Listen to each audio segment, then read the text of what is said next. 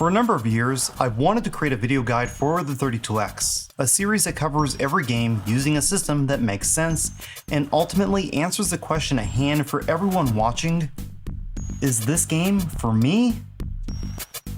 This is a multi-part series, with each segment covering a specific category of recommendations. Outside of these groupings, the games are not presented in any particular order. In the description of each video, you can find a table of contents letting you know what video showcases which 32X game. These lists will be updated as new segments release. Also, to try to make these as accessible as possible, I've included time codes so you can skip right to the games you're after. I have a complete set of 32X games and played each one on real hardware, as should be done when putting together a project like this. However, ROM carts and emulation are fantastic alternatives, and sometimes they're your only option. So this guide was created as if these were on ROM carts. The cost to acquire each game was not considered, as our focus is on the play, not collecting or price value. We're beginning this guide at the bottom, so with that out of the way, let's get started. This is Retro Impressions, the definitive 32X buyer's guide, games to avoid, the worst on the system. Supreme Warrior is one of 6 32X CD games which require a Mega Drive, 32X, and Sega CD to play. On paper, having access to the additional processing power offered by the Sega CD should have given way to some of the best software possible. Unfortunately, the combined chipsets were never really tapped in a meaningful way, with the format only receiving ports of existing FMV games. That's not to say some incredible showcases of the combined platform weren't in development, because they were.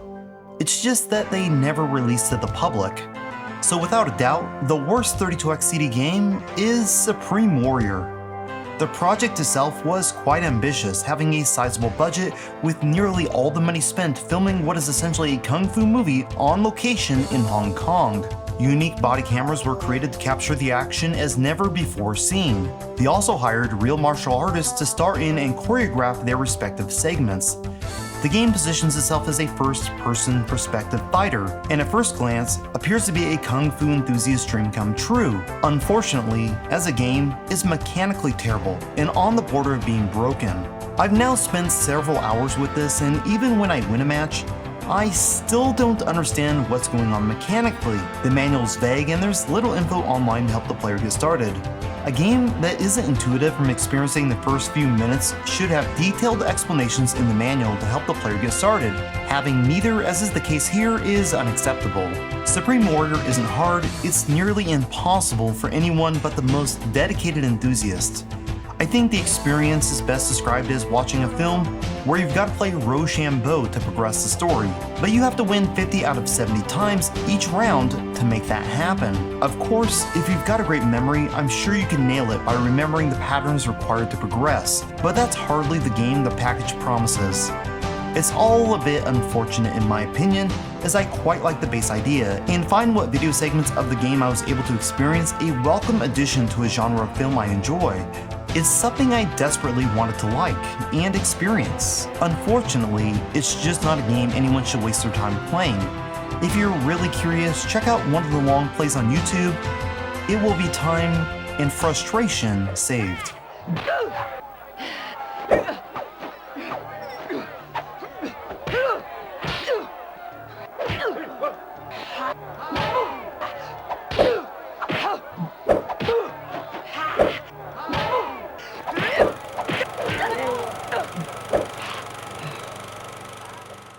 This may sound like a wild statement, but the 32X has one of the worst baseball games on the Genesis, 32X, and Sega CD combined.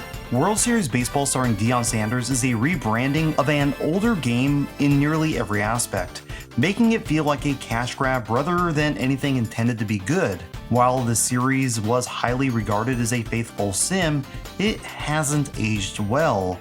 The original game in the series, subtitled 94, made use of the sports talk tech found in other Sega sports games from that era.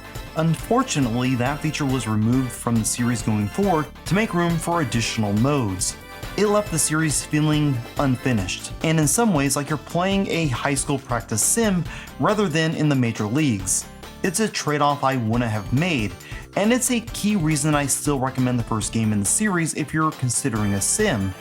Unfortunately for the 32X, this is the worst of all World Series baseball releases, and possibly all Sega baseball games. This may be a statement that needs a bit of clarity.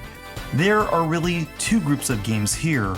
There's the original, which features sports talk, then you have 95, the 32X release, 96, and 98, which are essentially identical games with different player rosters and title screens. The 32X version is interesting as it's World Series Baseball 95 with a late season roster adjustment released in early 96, nearly a year after the original game, making it one of the last games released on the 32X. To further illustrate how lazy this release was, beyond the box, manual, and cart label, the Deion Sanders license is nowhere to be found. It's like his name was slapped on the packaging as an afterthought, but before the game shipped. The 32Xs have one new feature, which is a scaling effect when fielding the ball. Regrettably, it doesn't always work correctly and can make for a rather frustrating experience at times. It's also a contender for the worst audio of all games on the system.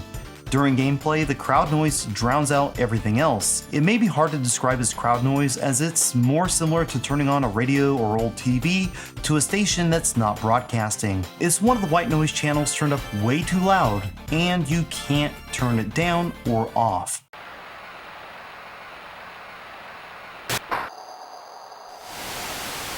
He screams one to second. You would be hard-pressed to play this one with the audio on. It's not to say that this is unplayable because it is, it's just the worst in the series, so skip this one and pick up the original World Series Baseball to get the best possible simulation baseball experience on a pre-Saturn gaming system.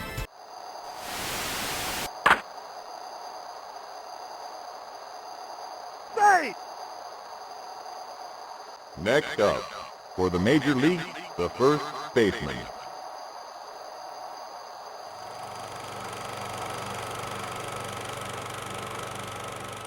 Can a game with poor audio, questionable visuals, and a critical design flaw be anything but the worst on the system? Many have speculated Motocross Championship is just that. However, I think it's the game most worth checking out in this category. As the title implies, this is a motocross racing game with a shoehorned-in attack mechanic.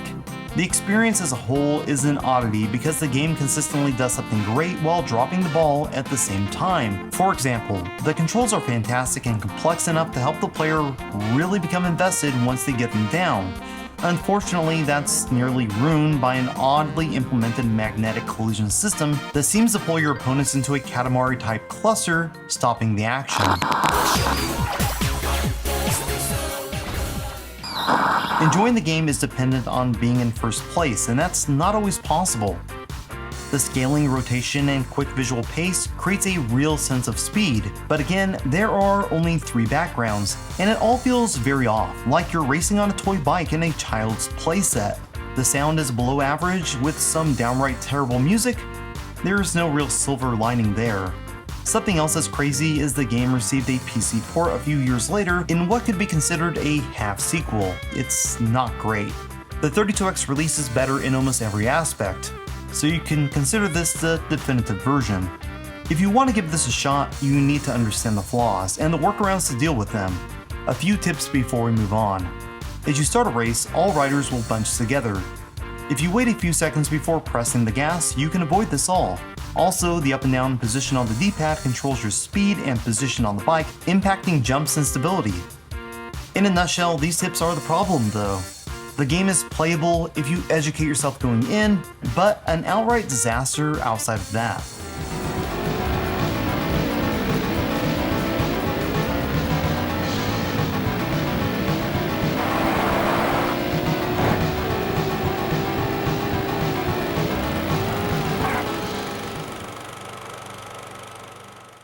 Sangokushi IV, known in the West as Romancing the Three Kingdoms IV, is the only Japanese exclusive game on the 32X.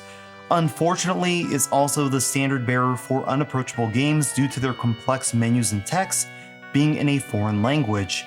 For this version, there's no translation patch or guides available as of this video's release.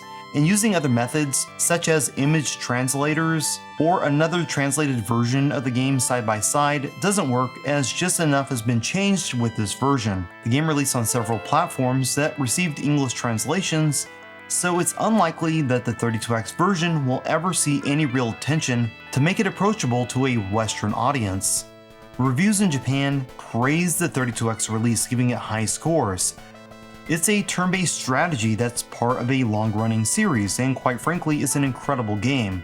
With that said, the language barrier makes this 100% unplayable, and thus, it's a game you need to avoid.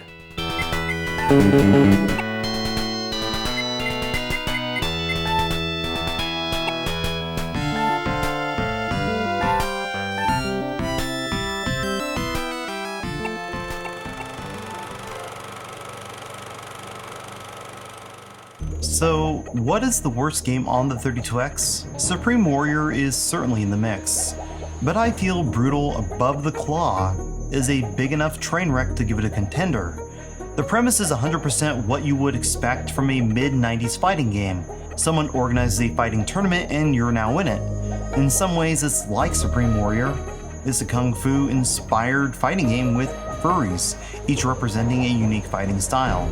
There's an interesting progression system where you have to win matches to unlock new moves. It sounds cool until you realize you have little access to anything from the get-go, and unlocking taunts comes before something meaningful that can impact the game. It's a fighting game, it's playable, but there are some strong caveats to that, ones that place it on this list. If you boot this up and jump straight in, it feels like a broken mess. The animations are minimal to a degree that makes it look visually off. And surprisingly, the foreground action is way too fast. It's like playing a game with the fast forward option enabled inside of an emulator. The backgrounds are uninspired and some stages obscure the on-screen action. It's like a throwback to Tongue of the Fat Man, something that's unacceptable in a game like this. While the soundtrack is fine, the sound effects are terrible. Every character pulls from the same limited number of sounds, including the one female, making the whole presentation feel like a placeholder for an early demo rather than a finished game. Is it possible they forgot to add in the intended audio?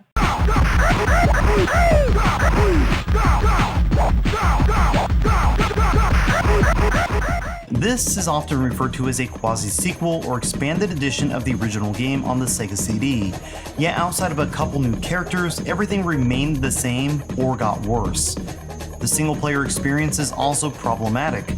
Moves are hard to pull off, and like I just mentioned, the ones you want to use are unavailable from the get-go. Not so for the computer-controlled side. It has full access to every move and executes the most complex ones with ease. Moves that are unblockable and often chained together in a way that can make a round unwinnable. Combine it all together and it's a mess. In fact, I've often stated that this is the worst game on the system because in this state, it is. Thankfully, there is a way to modify one of the most egregious aspects and get some minor enjoyment should you choose to check it out. First thing you need to do is head into the option menu. There you can adjust the game speed. For some odd reason, the default is not set to normal. It's on Turbo Nutter. So switch it to normal.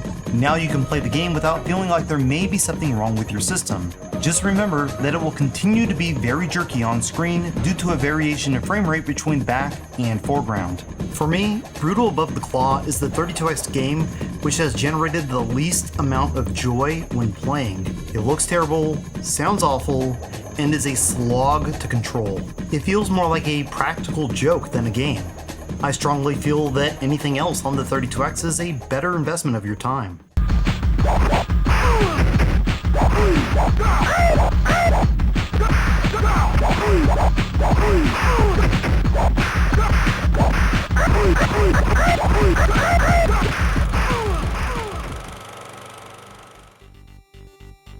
Up next is below average games with very limited appeal.